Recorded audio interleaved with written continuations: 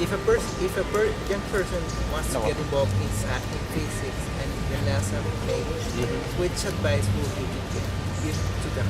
Well, I would say, I would say the main thing is that you need to, you know, you need to decide what you're really interested in, because NASA does many things, for example, and there's many interesting things outside of NASA that you could do. The main thing is follow your interest, and don't imagine that let's say when you enter university, you know what your interest will be 4 years later. So keep an open mind, be flexible, learn as much as you can about everything. Don't listen to others when they say something is boring. You know, calculus is boring. No, calculus I think is one of the most interesting things out there. But you'll hear a lot of people say that. Never be taken in by that. Everything is interesting. And so that's the piece of advice I would have is, you know, be prepared to do a lot of work, but that has to come from inside. Now that you say that, sometimes people say it's boring.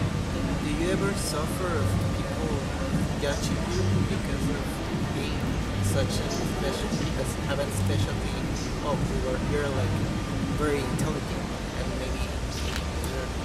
Well, no, maybe if that's going on, I'm ignoring it or I don't notice it because especially for me, one of the wonderful things about coming here and visiting at the Technical today is that the students are very curious, and they all, you know, they all look to me with questions, and I always have very interesting conversations, and I feel that at the same time, you know, if I can leave them feeling a little bit more motivated, a little bit more encouraged also, then my visit here has been more than worthwhile.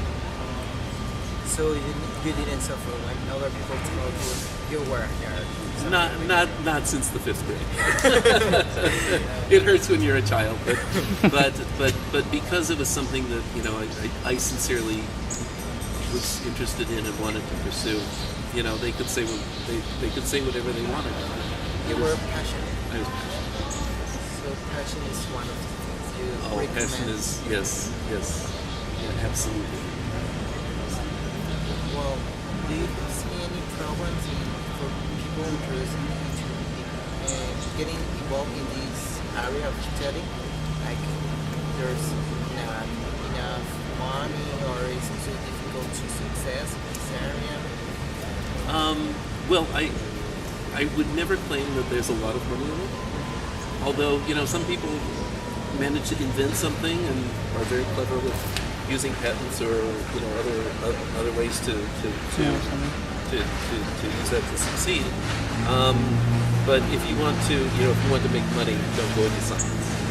You may make a lot of money. I live well. I live very well, but I don't. You know, I'm not a millionaire. No. And if I wanted to be a millionaire, that's like I would do something else. And it is, you know, it is hard. There's a lot to learn. Not all of it is easy to learn. You really have to have the passion to get over those times when you think this doesn't make any sense to me, and get through it.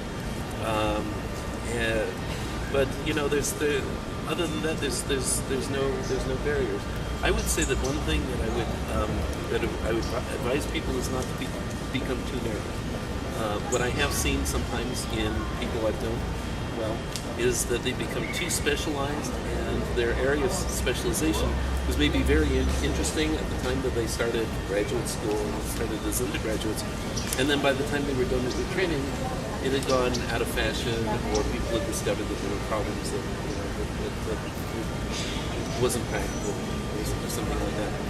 If you don't keep your vision one, and you wind up sort of in a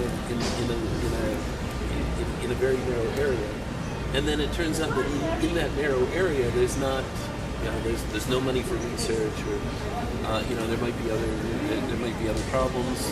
People aren't hiring in university faculties, something like that. You don't want to be stuck. You know, you want to say, okay, well, that's okay. I'll go do something else. I'll give you a very personal example of that. When I started graduate school, I worked in an area called chaos. Yes, it was really called chaos. And it was mathematics, but applied to physics and chemistry. I was in the chemistry department at the University of Toronto. And everybody said, oh, this is great. If you can do that, that's so hot. Everybody's looking, faculties want to hire people who study that. The opportunities are wonderful. And they were. Until the day I finished with my PhD. At that point, for some reason, nobody was interested anymore. They already hired everybody they wanted to hire.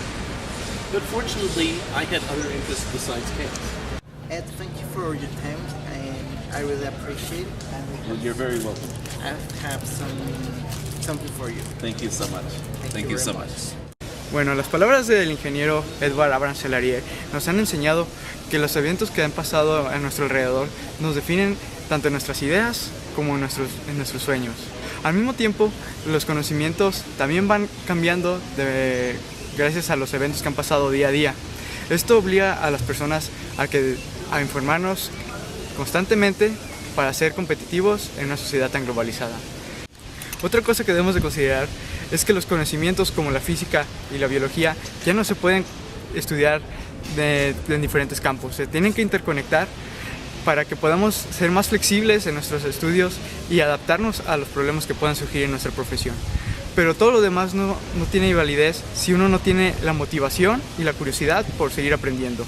Las personas tenemos que tener una pasión para lograr realizar mejores trabajos y proyectos. En la sociedad de hoy, con un dinamismo que ha avanzado constantemente, los consejos de Abram son esenciales para que una persona pueda destacar en su profesión y llegar a ser un líder académico.